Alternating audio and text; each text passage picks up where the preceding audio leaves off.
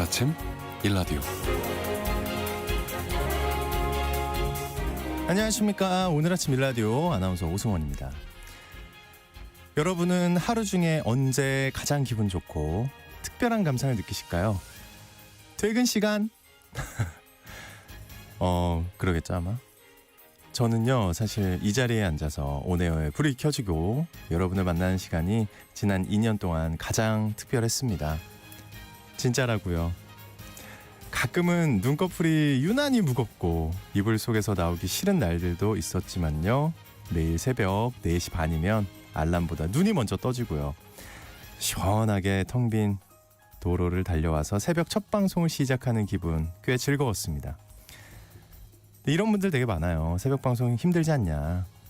네, 근데 새벽에 물류 트럭 움직이는 기사님들, 도로와 건물을 청소해 주시는 환경미화원님들, 또 운동 나서는 러너들, 새벽 차 타고 출장 떠나는 분들, 이렇게 누구보다 부지런히 하루를 시작하는 분들을 보면서 저 또한 더 많은 의욕과 활기를 얻었고요. 특히 진짜 감사해요. 매일 이 시간 함께 해주신 여러분 덕분에 힘들다는 생각보다는 굉장히 즐겁다, 기쁘다, 행복하다 이런 생각 정말 더 많이 했습니다. 어떤 날은 피곤해서 와도 여러분 반응 보면은 더 즐겁게 해야지 막 이런 생각 했던 것 같아요. 근데 제가 갑자기 왜 이런 이야기로 시작하는지 느낌 오시나요? 아쉽게도 개편을 맞아서 오늘 제가 생방송으로 인사드리는 마지막 날이 됐습니다. 여러분의 기분 좋은 하루의 시작을 책임지겠다는 말로 이 자리에 앉았던 그 시작이 떠오르는데요. 마지막까지 약속 잘 지켜야겠죠? 저에게 소중한 추억이 될 오늘, 여러분과 인사 주고받으면서 4월 18일 금요일 오늘 아침 일라디오 출발합니다.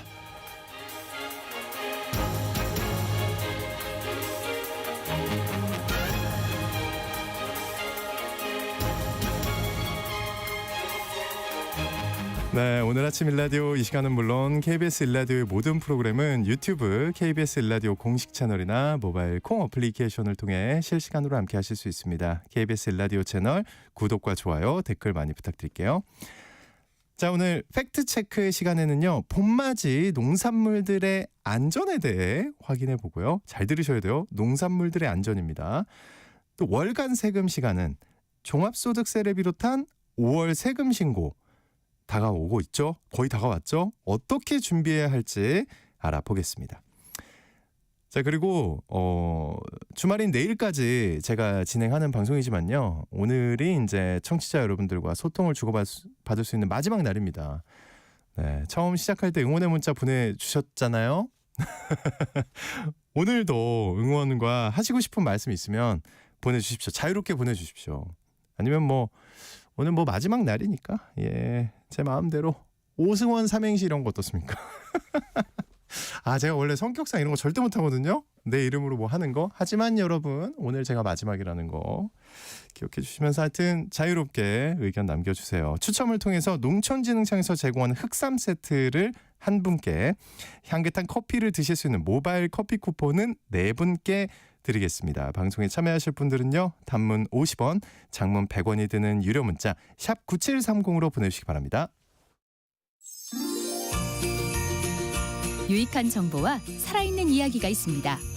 KBS 오늘 아침 일라디오.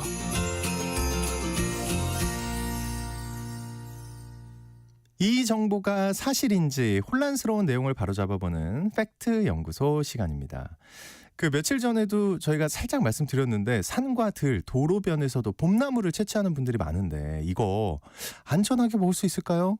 네, 농산물 안전에 대한 내용 살펴보겠습니다. 마지막으로 인사하게 됐어요. 제가 굉장히 좋아하는 코너고 굉장히 존경하는 분입니다. 빈말로 이런 말씀 드린 게 아니고 한번 만나뵌 적도 있는데 정말 이렇게 매주 취재를 한다는 거 저는 개인적으로 굉장히 존경스럽고 대단하다는 생각이 듭니다. 그동안 너무 즐거웠고요. 우리 선정수 팩트체커님과 인사합니다. 안녕하십니까? 네, 안녕하십니까. 눈물이 나네요. 에이, 그러지 마요. 네. 울지 마 바보야. 근데 이맘때 사실 아까 말씀드렸지만 흔한 풍경이잖아요. 이제 자동차가 싱싱 달리는 도로변에서 뜯은 봄나물 이거 저 진짜 생각했습니다. 괜찮나 저거? 네. 예. 첫 번째 팩트 체크 주제가 봄나물에 중금속이 들어있다는데 이거 사실입니까? 식약처는 지난달 전국 지자체와 함께 국민들이 많이 섭취하는 봄나물을 수거해서 검사를 실시했습니다. 지자체별로 점검 결과가 하나둘씩 나오고 있는데요. 경기도는 110건을 검사를 해서 네. 4건이 기준치를 초과하는 농약이 검출됐다 이렇게 밝혔고요. 음. 충북은 50건을 검사했는데 모두 기준치 이내로 나왔다. 모두요? 이렇게 발표했고. 50건에서? 예. 경북은 54건을 수거해서 검사한 결과 3건이 잔류농약 허용 기준을 초과했습니다. 그리고 경남은 22건 검사해서 모두 안전한 걸로 나왔고요. 이게 사실 해마다 봄맞이로 하는 검사인데요. 중금속과 잔류농약에 대해서 검사를 하는데 대부분 안전한 걸로 나옵니다. 일부만 기준치를 초과하는 이런 결과가 나오고 이 기준치를 초과하는 농산물에 대해서는 즉시 수거해서 폐기하고 생산자를 고발하는 등의 조치를 취한다고 합니다. 근데 검사 대상이 온 오프라인 매장에서 판매하고 있는 농산물입니다. 따라서 우리가 매장에서 구입하는 봄나물은 대부분 안전하다 이렇게 보시면 될 것 같은데 문제는 말씀드렸던 대로 도로변이나 하천변에서 직접 채취한 봄나물입니다. 결론부터 말씀드리면 도시 하천이나 도로변에서는 봄나물을 뜯지 않는 게 좋습니다. 뜯지 마라. 네. 왜 그럴까요? 이유가 뭘까요? 식약처는 도로변이나 하천변 봄나무 채취에 대해서 이렇게 설명을 합니다. 도로, 공단 주변 등에서 자라는 나물은 중금속 수치가 높을 수 있으므로 채취나 섭취하지 마십시오. 이렇게 얘기를 합니다. 도로변은 자동차의 타이어나 배기가스에서 나오는 납이나 카드뮴, 아연 이런 중금속 오염에 취약한데요. 우리나라 대부분의 도시 하천은 하천을 따라서 도로가 조성이 돼 있어요. 그래서 오염 가능성이 크고요. 네. 그리고 봄철을 맞아서 해충 방제 작업을 한다고 녹지에다가 살충제를 뿌리는 경우가 있거든요. 이렇게 중금속이나 농약에 오염되어 있는 걸 굳이 캐서 드실 이유가 없죠. 그렇죠. 그리고 중금속의 경우는 아무리 박박 씻어봐야 사라지지도 않습니다. 예. 씻으면 다 괜찮아 이거 안 된다는 거예요 지금. 안 됩니다. 예. 게다가 봄나물과 생김새가 비슷한 독초들이 있는데요. 모르고 따서 드셨다가 큰일 당하는 일도 있으니까 도로변이나 하천변에서 봄나물 따서 드시는 건 자제하는 게 좋습니다. 정 드시고 싶으면 재배해서 파는 걸 사다가 드시는 걸 추천하고요. 주인 없는 땅에서 나는 아무도 안 가져가는 봄나물 좀 따서 먹는다는데 어때? 이런 분들 계실지 모르겠지만 한강공원 같은 데서 나물 캐는 행위는 과태료 부과 대상입니다. 예. 서울시가 조례로 금지하고 있는 식물 훼손에 해당되기 때문입니다. 그러면요. 네. 이렇게 생각하는 분도 있어요. 그래 도로나 하천변 그래 안 좋네. 거긴 안 할게. 그러면 거기 아니면 괜찮잖아. 이렇게 생각하는 분들 많을 것 같은데 어떨까요? 그럴 수도 있고 아닐 수도 있는데요. 식약처의 과거 조사를 살펴보면 도로변이나 공단 주변 이런 오염원이 없는 야산이나 들녘에서 채취한 봄나물은 중금속 기준을 초과하지 않는 걸로 나타났습니다. 그런데 역시 이것도 주인이 따로 있는 사유지인 경우에는 사유림인 경우에는 산림보호법이 정하는 임산물 무단 절취에 해당돼서 처벌받을 수 있기 때문에 주의해야 됩니다. 알겠습니다. 그 먹거리 걱정하시는 분들 참 많습니다. 모두가 그렇겠지만 이제 다 걱정이 되죠. 요즘 특히나. 근데 한국인의 주식인 쌀에 대한 보도도 나왔는데 현미에 발암물질이 들어있다는 내용이에요. 이거 뭡니까? 저 얼마 전에 현미 샀는데 먼저 내용 좀 짚어주세요. 네, 저도 현미 많이 먹고 있는데. 하필이면 시켰는데 이거 어떻게 된 겁니까 이거? 보도된 기사 제목들을 좀 살펴보겠습니다. 현미가 백미보다 위험하다. 1급 발암물질 함량 24% 높아.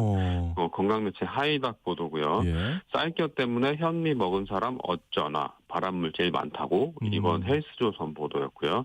현미의 배신, 백미보다 발암 중금속 함량 많아. 건강매체인 코미디닷컴 보도.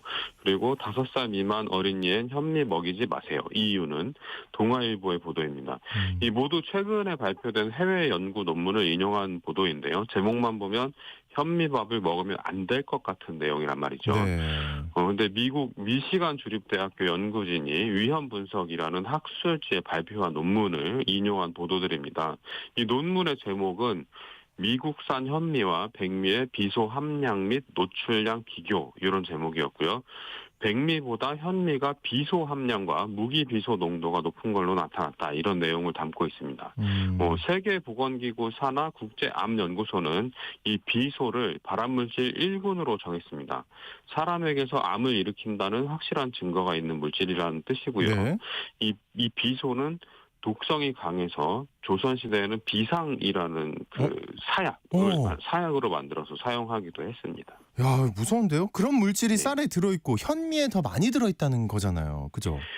네, 비소는 암석의 풍화작용과 퇴적작용을 거치면서 자연적으로 존재하는 물질인데요. 이 화석연료의 연소 그리고 제련과 폐광산 등 산업활동, 비소 함유 제초제 등 이 인간 활동을 통해서 토양과 지하수에 축적되고 먹이사슬을 통해서 인체에 유입돼 다양한 질병을 유발하게 됩니다. 최근의 연구는 이 쌀의 높은 비소 농도는 관계수와 토양의 비소 함량에 크게 영향을 받는다 이렇게 밝혀져 있는데요. 네. 농사를 짓는 물과 땅이 오염돼 있으면 벼에 비소가 축적이 된다는 겁니다. 특히 이 비소는 쌀겨 부분에 더 많이 축적되는 걸로 보고되는데요. 아시다시피 벼의 겉껍질인 왕겨를 벗겨내면 현미가 나오고 이 현미의 겉부분인 쌀겨를 벗겨내면 백미가 되는 거잖아요. 네.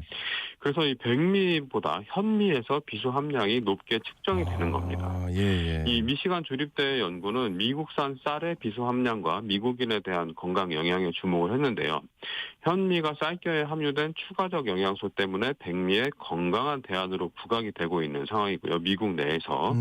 연구진은 식단에서 백미를 현미로 대체해 건강을 개선한다는 주장은 잠재적인 식품 안전 문제인 비소 노출을 간과한다. 이렇게 비판을 합니다. 예. 그리고 백미보다 현미를 규칙적으로 섭취하는 미국인의 비소 노출치가 추정치가 더 높은 걸로 나타났고 어린아이는 성인보다 체중 대비 훨씬 더 많은 음식을 섭취하기 때문에 어린아이의 현미 섭취는 식품 맥의 비소 노출을 더욱 크게 증가시키는 걸로 나타났습니다.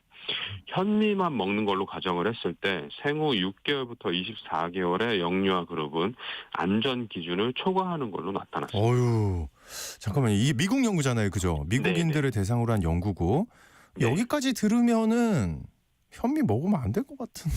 그렇죠. 예. 그 우리나라가 이제 사실 중요한 거잖아요. 우리나라는 네. 어떻습니까? 2018년 국내 논문이 있는데요. 제목은 이렇습니다. 국내 비오염 논토양에서 재배한 현미와 백미 중 비소 화학종 함량이라는 좀 어려운 제목의 논문. 원래 논문 제목은 어렵죠. 예. 전국적으로 쌀 주산단지 100곳에서 재배한 현미와 백미를 수거해서 무기 비소의 평균 함량을 측정한 결과 WHO의 국제식품규격위원회 코덱스 기준을 밑도는 걸로 나타나서 안전한 수준이다 이렇게 평가를 했습니다. 다행이네요. 우리나라 식약처는 2022년 현미에 대한 무기비소 기준을 설정해서 관리를 하고 있고요. 이 쌀에서 비소 검출 수준은 앞서 말씀드렸듯이 토양과 농업용수의 오염 정도에 따라 달라지는데요. 대체로 우리나라의 백미와 현미의 비소 검출 수준이 미국보다는 낮게 나타납니다. 이 청취자 여러분들은 비소 걱정 때문에 현미밥을 꺼릴 이유가 전혀 없을 것 같고요. 네. 다만 영유아에게 미치는 영향에 대해서는 우리나라 식품 당국의 추가적인 연구가 필요할 것 같습니다. 네, 알겠습니다. 일단 환불 안 하겠습니다. 네. 맛있게 먹도록 하겠고요. 요즘 건강에 대한 내용을 전하는 매체들이 정말 많은데 네. 이 농약 걱정 없이 과일 씻는 법에 대해서 참 많은 정보가 전달이 되고 있거든요. 그렇다면은 과일을 제대로 씻지 않으면 농약 때문에 건강에 피해를 입게 된다는 뜻일까요? 딱히 그렇지는 않은데요. 네. 우리나라는 농약안전관리제도라는 제도를 실시하고 있는데요. 생산농가는 농약관리법에 따른 안전사용 기준을 준수해야 됩니다. 이 기준에 맞춰서 농약을 사용하면 잔류농약 문제가 일어날 가능성이 매우 낮아지고요. 그리고 농산물이 생산되고 수입되고 유통되는 단계에서는 농약 잔류 조사를 실시하는데요. 이 조사에서 기준치를 초과하게 되면 해당 품목은 수거되고 폐기됩니다. 해당 생산자는 농약관리법 위반 혐의로 고발이 되고요. 식품의약품안전평가원은 해마다 국민이 많이 섭취하는 주요 농축수산물에 대해서 농약 및 동물용 의약품이 얼마나 남아있는지를 조사해서 결과를 발표하는데요. 네. 지난해 조사에서는 애호박, 당근 등 농산물 320건을 대상으로 총 513종의 농약 잔류량을 조사한 결과 모두 기준치에 적합한 걸로 나왔습니다. 잔류 농약이 국민의 건강에 미치는 영향을 확인하기 위해서 농약 잔류량 조사 결과를 바탕으로 인체 노출량 평가를 실시를 했는데 일일 섭취 허용량의 9.5% 이하로 위해 발생 우려가 없는 안전한 수준으로 평가됐습니다. 그러니까 우리가 일상적으로 구매해서 소비하는 농산물에 잔류하는 농약 때문에 큰 탈이 날 가능성은 사실상 없다. 이렇게 봐도 무방합니다. 여기까지 들어서 너무 다행인데 이제 제가 선정수님의 그 스타일을 알거든요. 뭔가 처음에 다행이면 뒤에 뭔가 하나가 있다. 근데 이제 모든 제도에는 허점이 있는 거 아닙니까? 그렇죠? 그렇죠. 사람이 하는 일에 다 허점이 있죠. 네네. 앞서 말씀드렸듯이 봄나물 수거 검사에서도 기준치를 초과하는 잔류 농약이 검출된 품목이 있었잖아요. 그리고 이 제도가 출하되는 모든 농산물의 잔류 농약을 검사하는 것도 아니고, 그리고 모든 농가가 100% 농약 안전 사용 기준을 준수한다는 보장도 없고, 이 현실적으로 모든 농가를 전부 다 관리 감독할 수도 없기 때문에 우리 식탁의 잔류 농약 기준을 초과하는 농산물이 오를 가능성도 없지는 않습니다. 2022년 더불어민주당 김원희 의원이 식품의약품안전처로부터 제출받은 자료에 따르면 국내산 유통 농산물의 잔류 농약 기준 초과 사례는 매년 한 400건, 500건 정도가 있습니다. 이 기준을 초과해 적발됐더라도 대부분 이 농산물을 회수할 수 없는 걸로 드러나기도 했습니다. 그러면 식품안전당국이 추천하는 농산물 세척법 이런 게 있을까요?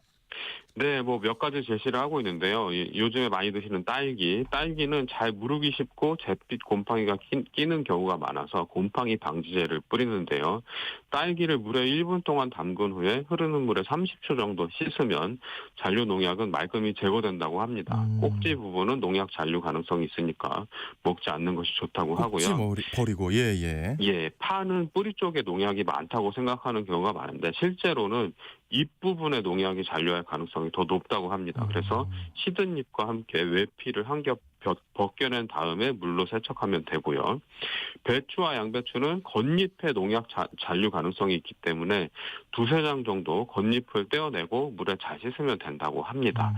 식약처는 이런 몇 가지 잔류 농약 세척법을 안내를 하고 있으니까 한번 찾아보시면 좋을 것 같습니다. 네, 알겠습니다. 오늘 팩트연구소 시간에는 봄철 농산물 안전에 대한 여러 가지 정보 짚어봤습니다. 지금까지 선정수 팩트체커와 함께했습니다. 그동안 즐거웠습니다. 고맙습니다. 네, 건강하십시오. 네.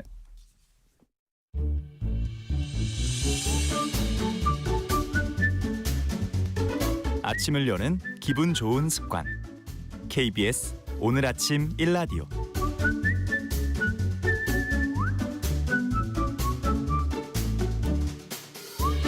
일상생활 속에 궁금한 세금 정보와 절세할 수 있는 꿀팁을 전해드리는 월간 세금 시간입니다. 오늘은 다음 달 신고를 앞두고 있는 종합소득세 관련해서 알아보려고 하는데요. 자, 5월은 각종 세금 신고할 것도 많고 신경 쓸 부분이 많은 달이기도 하죠. 어떤 분들이 챙겨서 이 세금 신고를 해야 할지 또 절세할 수 있을지 알아봅니다. 삼성증권 텍스센터의 김예나 센터장님과 얘기 나눠봅니다. 어서 오십시오. 안녕하세요. 네, 저의 마지막 방송 마지막 코너를 눈물.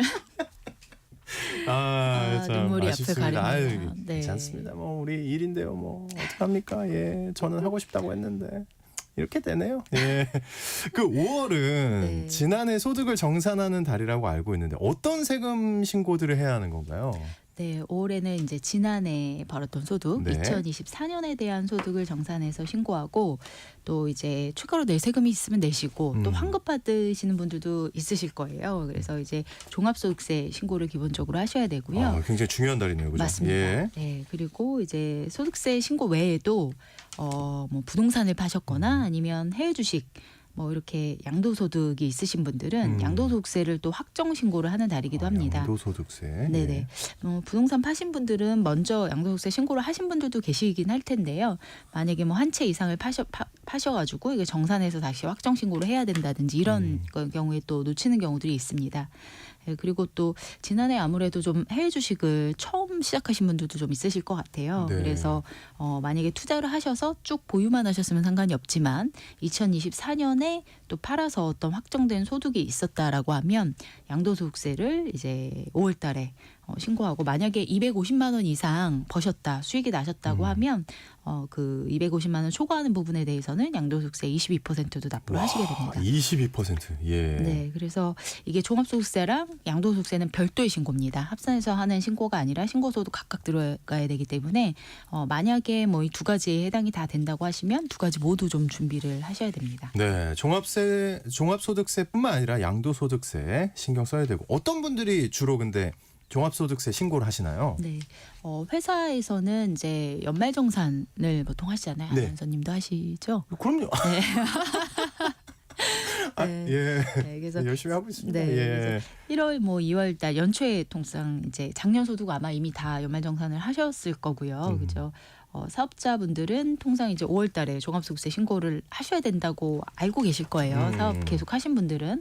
근데 이제 종합소득이라고 하면 이 사업소득 외에도 총 6가지나 세금의 종류가 있습니다. 네. 그래서 금융소득, 이자나 배당소득으로 분류되는 금융소득도 있고 또 이제 사업소득 중에서는 부동산 임대소득, 혹시 월세 있으신 분들, 뭐 이제 사업소득, 그리고 근로소득, 연금소득, 그리고 이제 기타 소득이라고 해서 이제 근로소득 같은 경우도 이제 근로소득만 있으신 경우는 또 연말정산 이미 하셨지만 근로소득과 다른 소득이 있으면 또 합산해서 이 6가지 소득 중에서 다른 소득이 있으면 합산해서 또 신고를 하셔야 될 수 있거든요. 네.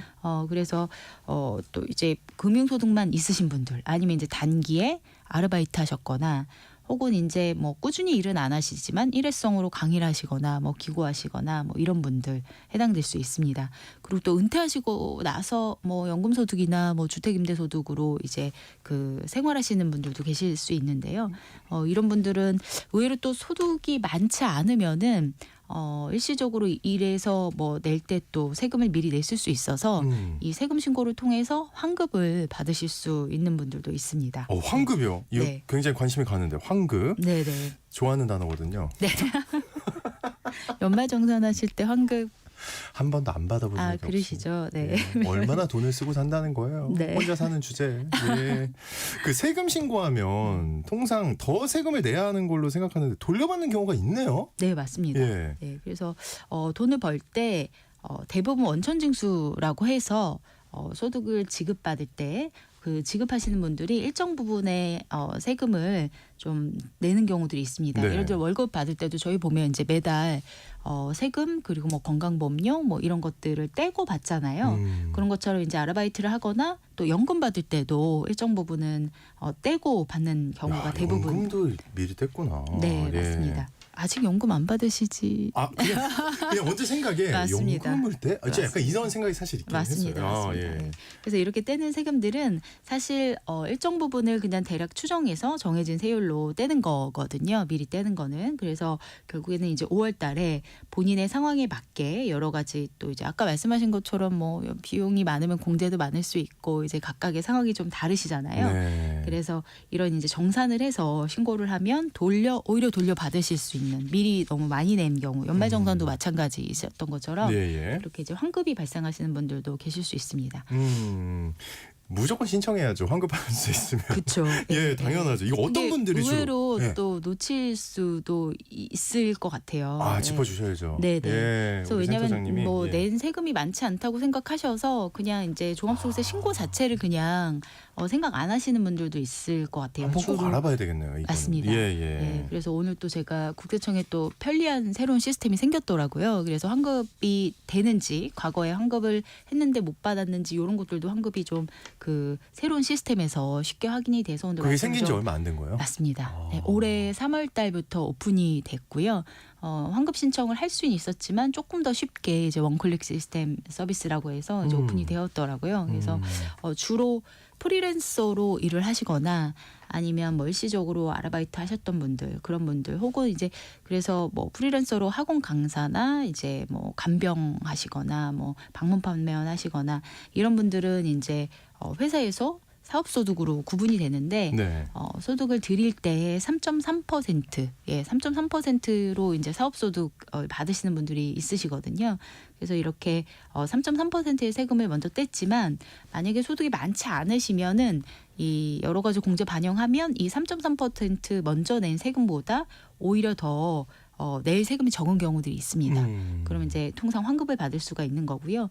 만약에 대학생들이 또 뭐 연구 영역이나 이런 거 뭐 프로젝트 같은 거 참여해가지고 또 이제 대학원이나 뭐 이런 데 많이 하잖아요. 맞습니다. 예. 그런 이제 기타 소득 있으신 분들은 내가 원래 받아야 되는데 8.8% 세금을 뗐구나라고 생각하실 수 있는데 네.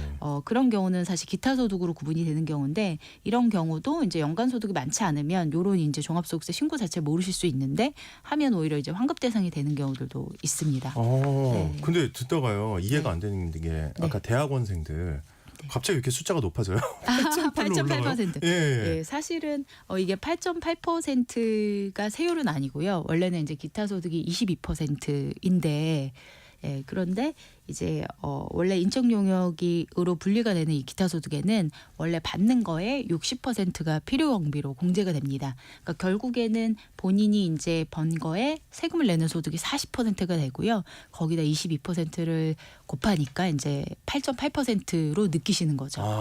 예. 그리고 아까 그 사업 소득과 네네. 기타 소득 얘기 잠깐 해주셨는데 네. 이거 차이가 어떤 거예요? 네. 그래서 사업소득 같은 경우는 뭐 방금 말씀드린 것처럼 그러면 왜 기타 소득은 8.8%로 더 높고 뭐 사업소득은 3.3%로 낮고 이렇게 생각하실 수 있는데 이게 이제 미리 뗀 거의 세율이 원천적으로 세율이 그런 거고 결국에는 종합소득 세율은 누구나 이 6가지 소득에 대해서 합산해서 적용받는 세율은 동일합니다. 6%부터 5%까지 이제 그 8단계 세율이 결국에는 그렇게 정산이 되는 거고요. 혹시 오해하실까 봐. 어떤 소득은 더 많이 내고 적게 낸다 생각하실까 봐. 물론 이제 경비나 이런 거는 좀 차이가 있지만요. 근데 이제 그럼 똑같이 뭐 노동력을 제공했는데 뭐 기타 소득 과 사업소득 왜 차이가 나냐 보면 일단은 인적 용역 이렇게 일을 해서 노동력을 제공하는 경우에 고용관계가 있는 이제 아나운서님이나 저처럼 이렇게 고용관계가 있는 경우는 이 근로자들을 월급으로 해서 이제 근로소득으로 구분을 하는 거고요. 고용관계가 없는 경우에는 이게 이제 기타 소득이나 사업소득이 되는 건데 지속적으로 해서 계속 일을 하시는 분은 통상 이제 사업소득으로 보시면 되고 어쩌다가 잠깐 일하는 그런 일시적인 소득은 이제 기타 소득으로 분류가 된다고 이해해 주시면 좋을 것 같습니다. 완벽히 이해했습니다. 네. 그러면은 이제 제가 가끔 사회를 볼 때가 있거든요. 행사 같은 거 할 때. 아니면은 뭐 강의를 한달지 뭐 이럴 때는 기타 소득으로 세금을 떼는 거네요. 그렇죠. 이게 뭐 지속적으로 일을 하는 게 아니고 지속적으로 하고 싶긴 한데. 그렇죠. 네. 근데 죄송해요. 같은 일이어도 반복을 하게 되면 그게 이제 사업소득으로 사실 강의를 가셔도 어떤 분은 사업소득으로 원천징수 하는 경우도 있고 어떤 분들은 기타 소득으로 하신 분도 있습니다.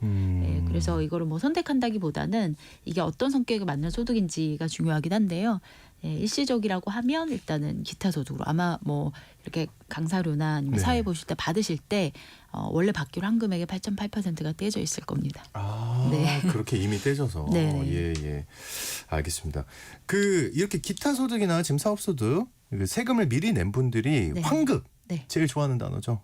환급 받으려면 어떻게 해야 하나요?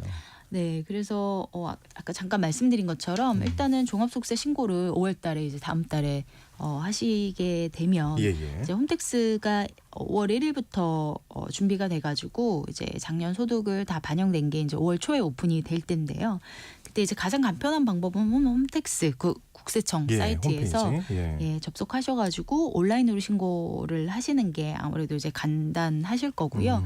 본인이 사실 받으셨던 기타 소득이든 사업 소득이든 이 원천징수한 내역을 거기서 다 확인하실 수 있습니다. 사실 우리가 뭐 일시적으로 일하는 것들은 작년에 언제 뭐 1월에 받았고 7월에 있었고 이런 것들 다 확인하기 어렵잖아요. 걱정하지 마시고 이제 홈택스에 들어가면 다 집계가 되어 있습니다.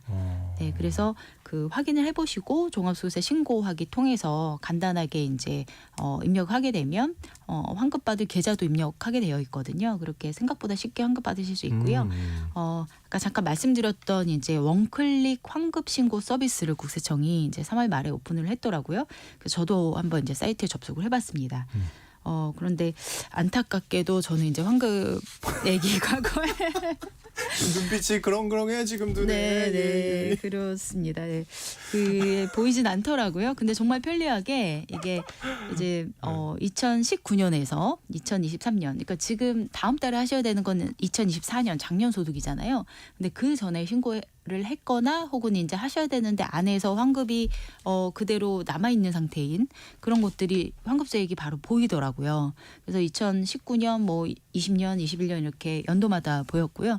저는 없었지만 그래서 일단 환급 대상이 없는 것도 보이더라고요. 그래서 한 번씩 또 접속을 해봐도 괜찮으실 것 같다라고 네. 하고요. 아, 무조건 접속해봐야겠네요. 말씀 들어보니까. 네, 그래서 국세청에서는 일단 뭐 원클릭 이 환급 신고 대상이 종합소득세 신고를 하지 않은 인적 용역 소득자, 제가 이제 앞서 말씀드린 뭐 이런 부분들 소득 많지 않으시지만 미리 세금을 내서 오히려 환급이 발생했는데 이거를 환급 받으실 수 있다는 것조차 잘 모르셨던 분들, 그런 분들이 이제 주로 대상이시라고 보시면 될 것 같아요.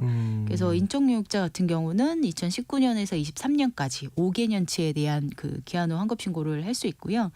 그 사이트 통해서 굉장히 쉽게 하실 수 있습니다. 환급세액 보이고. 그리고 연말소득 연말정산 하신 근로소득자 같은 경우는 2020년부터 23년까지 지금 4개년치 신고가 가능합니다. 네, 그래서 참고로 이제 부가제척 기간이라는 게 있어서 부가제척 기간. 네네. 이제 세금을 혹시 신고 안 했으면 뭐 추징을 한다든지 이제 과세를 한다든지 아니면 오히려 환급을 할 수 있다든지 이게 막 무한대로 있는 건 아니고 이제 기간이 정해져 있는데 그게 소득세 같은 경우 일반적으로 5년입니다. 그래서 과거에 혹시 깜빡하시고 이제 환급을 못 받거나 하신 부분에 대해서는 이제 5개년치가 지금 현재 가능하고요. 근데 이제 연말정산 하신 근로자 같은 경우는 원래 이제 5월이 아니라 3월 12일이 신고 기한인데 지금 4월이니까 좀 지났잖아요. 지났죠. 예. 그래서 이제 2019년도가 만 5년이 지금 지난 상태여가지고 그래서 이제 4개년치가 돼서 약간의 차이가 있기는 합니다. 그리고 혹시나 또 말씀을 드리면 지금 국세청에서 이제 환급 신고 대상이라고 하는 부분은 아예 이제 이렇게 국세청에서 파악이 되는 소득들인데 더 환급이 받을 수 있는데 안 하신 분들이 지금 자동으로 보이는 거고요. 혹시 이제 국세청에서도 인지 못하고 있는 내가 놓친 만약에 예를 들면 뭐 부모님 장애인 공제라든지 이런 부분들은 사실 국세청에서도 그 장애인 공제 증빙을 내가 받아서 사실 추가로 뭐 기본 공제라든지 이런 게 이제 집계가 자동으로 안 되는 부분들도 있을 수 있는데 왜 그래요? 다 잘하면서 그건 또 빼네요. 왜냐하면 이 요건이 있습니다. 장애인 공제 같은 경우는 이제 예를 들면 뭐 진짜 장애인 등록이 되신 분도 있지만 치매라든지 뭐 중풍이라든지 이제 장기 치료를 요하면 또 이제 병원에서 장애인 증명서를 받으면 장애인 혜택 그 200만 원까지 공제를 추가 받으실 수 있는데요. 그거 자체를 잘 모르시기도 하고 그거는 이제 국세청에서 자동으로 그 증명서가 보이지는 않기 때문에 그런 경우에는 이 지금 원클릭 서비스에서 보이지 않으시더라도 추가로 본인이 이제 경정청구란 걸 하시면 이 경정청구도 홈택스 사이트에서 하실 수 있는데요. 그런 것들도 당연히 이제 과거 연도 최대 5년치까지 하실 수가 있습니다. 최대 5년까지는 예. 그 예를 들어 회사에서 이제 이미 그 월급에 대해서 연말정산 했는데 네. 다른 소득이 있다면 5월에 신고해야 되는 거잖아요. 그죠? 네, 이것도 많이 놓치실 수가 있습니다. 그러니까 나랑은 상관없겠지. 난 직장인이니까. 그렇죠. 예, 이렇게 생각하실 것 맞습니다. 같고요. 맞습니다. 그래서 이제 아까 기타 소득 같은 경우 이제 8.8%를 뗀 것 같다. 네. 이런 소득 같은 경우는 뭐 근로하시면서 요즘에 뭐 투잡하시는 경우도 있고 아예 이제 근로소득 외에 다른 이제 일회성 소득이 있고 하신데 기타 소득 금액은 인별로 따졌을 때 이제 연간 300만 원이 넘으면 종합소득세 무조건 신고를 하셔야 되고 넘지 않으면 그냥 22% 그 8.8%라고 생각하시는 그 부분을 떼고 그냥 이제 분리과세로 끝나게 되는 그런 경우들이 있는데요. 네. 이게 사실 300만 원이 연간 이제 지급 기준은 아니고 아까 이제 그 인적요역 같은 경우는 60%는 필요금비를 좀 빼준다고 말씀을 드렸잖아요. 네. 그래서 결국에는 이게 소득 금액 기준으로 300만 원이기 때문에 쉽게 말씀드리면 이제 뭐 사회 보시거나 강연료 받으시거나 이런 게 750만 원 넘게 받으면 예, 이게 이제 300만 원을 40% 이렇게 환산해서 계산을 해보면 700만 원 넘게 받으면 나도 종합과세 신고해야 될 수 있다. 예, 그렇게 이제 생각을 좀 해주시면 좋을 것 같습니다. 그냥 네. 제가 오늘 말씀 들어보니까 그냥 네. 한번 무조건 확인을 해봐야겠네요. 그게 편하죠, 그죠? 홈택스 네. 들어가서 일단. 홈택스가 이제 지금 들어가시면 이제 작년 소득이 완전한 소득이 아닐 수 있어요. 가끔 이제 조금 그 오잉? 네. 신고할 때 오류가 나는 경우들이 지금 또 5월 초에 올 초가 연휴잖아요. 예, 예. 그래서 또 이제 뭐 여행 가시는 분들도 있고 하시다 보니까 미리 홈택스에서 자료 출력해야지 해가지고 이제 4월에 막 접속을 하시면 지금 사실 작년 자료가 아직은 안 보일 거거든요. 그리고 보여도 그게 완벽한 자료가 아닐 수 있습니다. 그래서 언제야 완벽해요? 이제 5월 초에 홈택스가 작년 소득을 완전히 정산된 부분이 열릴 거거든요. 그럼 아까 말씀드린 뭐 근로소득하신 원천징수도 마찬가지고 금융소득도 이제 그 금융기관별의 소득이 다 보이고요. 그리고 기타 소득도 이제 연도별로 다 조회를 하면 보이시기 때문에 혹시나 가끔 이게 2024년도 지금 신고해야 되는데 자료를 뽑다 보시면 2023년께 이렇게 되는 경우도 있고 해서 한번 소득 연도도 좀 확인해 보시면 좋을 것 같고요. 오늘 제가 방송으로 준비 말씀을 드리지만 실제 신고하는 자료는 5월 달에 정확하게 확인을 한번 해보시면 좋을 것 같습니다. 좀 기다려야겠네요. 그죠? 네. 예, 그리고 예. 원클립 환급 서비스는 한번 오늘 들어가 보셔도 좋을 것 같고요. 과거 연도에 대한 거. 네네. 그 여러 가지 소득이 있거나 또 네네. 요즘 이제 엔잡러라고 해서 네. 다양하게 일하시는 분들 많은데 또 네. 여러 곳에서 나눠서 하는 분들도 계시고 이런 분들도 당연히 신고를 맞습니다. 해야겠네요. 네네. 그렇죠? 예. 그 금융소득도 종합소득이라고 하셨는데 은퇴하고 이자나 배당금 받아서 생활하시는 분들도 네네. 종합소득세를 신경을 써야 될까요? 그럴 수가 있습니다. 그럴 그리고- 수가 있다. 네네. 예. 그러니까 종합소득이 조금 어렵게 생각하실 수 있는 게 기준이 각각 아까 뭐 기타 소득 같은 경우는 기타 소득 금액 기준으로 300만 원 이상이면 신경 써야 되고 금융소득은 연간 2천만 원이 넘게 되면 이제 종합과세를 무조건 해야 되고 이 기준이 조금 다르다 보니까 그런 부분이 조금 헷갈리실 수 있을 것 같아요. 그래서 연간 이자나 배당 소득을 합산을 해서 이제 2천만 원이 넘는 경우는 일단은 기본적으로 종합소득세 신고 대상이라고 생각을 하셔야 되고요. 네. 2천만 원이 안 되시면 미리 15.4%를 이제 원천징수가 되었기 때문에 그냥 그 부분으로 특별히 신경을 별도로 안 쓰셔도 되게 됩니다. 그래서 사실 은퇴하시고서 회사 다닐 때는 연말정산을 알아서 이제 회사에서 다 했는데 은퇴하시고 나서는 딱히 내가 세금 신고를 해보신 적이 없는 분인데 네. 뭐 금융소득이나 혹은 연금소득 뭐 이런 부분으로 생활을 하시는 분들이라고 하면 혹시 나도 대상이 될 수 있는지 한번 생각해 보시면 좋을 것 같고 예, 무조건 사실 금융소득 종합과세 한다고 해서 세금을 더 내는 건 아닙니다. 이게 이제 기존에 뗀 세금이 있기 때문에 생각을 해보면 이제 다른 소득 없고 금융소득만 있다 하면 한 연간 7천만 원에서 8천만 원 정도까지는 추가적으로 종합소득 신고를 하더라도 더 낼 세금은 없거든요. 다만 이제 건강보험료 같은 경우는 조금 이제 소득 점수가 올라갈 수 있습니다. 건강보험료. 네네. 이제 세금하고 좀 건보료 기준이 다르기 때문에. 예. 네네. 그러면은 그 건강보험료를 좀 줄일 수 있는 방안을 생각해 봐야 될 것 같은데 네. 그 금융소득에 대해서 평소에 절세할 수 있는 방법이 있을까요? 네. 몇 가지 말씀을 드리면 예. 일단 시기적으로 좀 분산하는 거를 생각해 주시면 좋을 것 같아요. 이게 금융소득 과세 기준이 연간 2천만 원이다 이렇게 말씀을 드렸잖아요.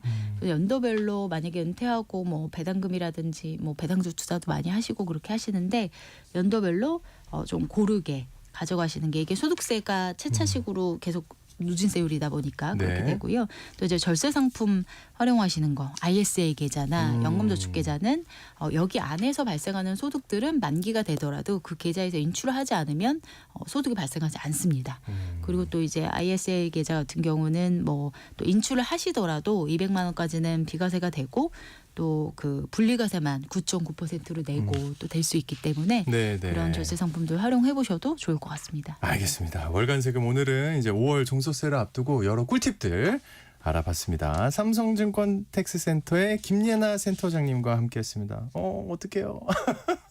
다음에 우리 또 만날 수 네, 있습니다. 또 예, 뵈어요. 센터장님 그동안 네. 즐겁고 고생하셨습니다. 감사합니다. 네. 네. 아유, 이렇게 또 마지막이라고 많이들 보내주신 것 같은데 우리 경환님이 오래도록 곁을 지켜주셔서 승원 아나운서의 목소리는 우리 마음 깊이 새겨졌습니다. 원래 이별은 아쉬운 법이라지만 오늘은 유난히 가슴이 먹먹하네요. 정말 저희 지인분들도 네. 승원 아나운서님 그때 이제 휴가 가시지 말라고 그러실 정도로 아니 저의 네. 복지를 막 듣고 있는데 아니 목소리 농담이에요. 너무 듣고 네. 싶으시다고 아유, 감사하네. 그러셨습니다. 우리 4789님이 저 남잔데 목 놓아 울어도 되나요? 울고 싶어라 하고 보내주셨습니다. 아 너무 감사해요. 다들 지금 제가 보고 있는데 우리 승은 PD가 골라준 사연들 보고 있는데 너무 감사하고 아이고 6745님이 마지막으로 오늘 아침 일라디오 오승원이 항상 응원하겠다고 아침에 좋은 정보 감사해요. 제가 한 게 아닙니다 여러분. 다 우리 멋진 패널들이 만든 거고요. 우리 장주현 작가님 또 지금 육아휴직 들어간 정현재 PD 모두 고생했고 여러분 함께해 주셔서 정말 감사합니다. 네 지금까지 아나운서 오승원이었고요. 항상 행복하시길 제가 진심으로 바라겠습니다. 안녕히 계세요.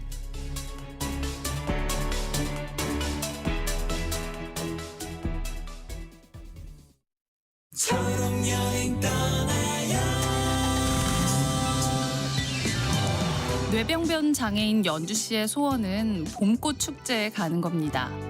매년 계획을 세웠지만 막상 떠나려고 하면 막막함이 밀려와 포기하곤 했죠. 그러던 중 친구의 소개로 장애인 편의 제공 차량 서비스를 이용하게 됐어요. 집에서 축제장까지 차로 이동하니 가족 모두 편안한 마음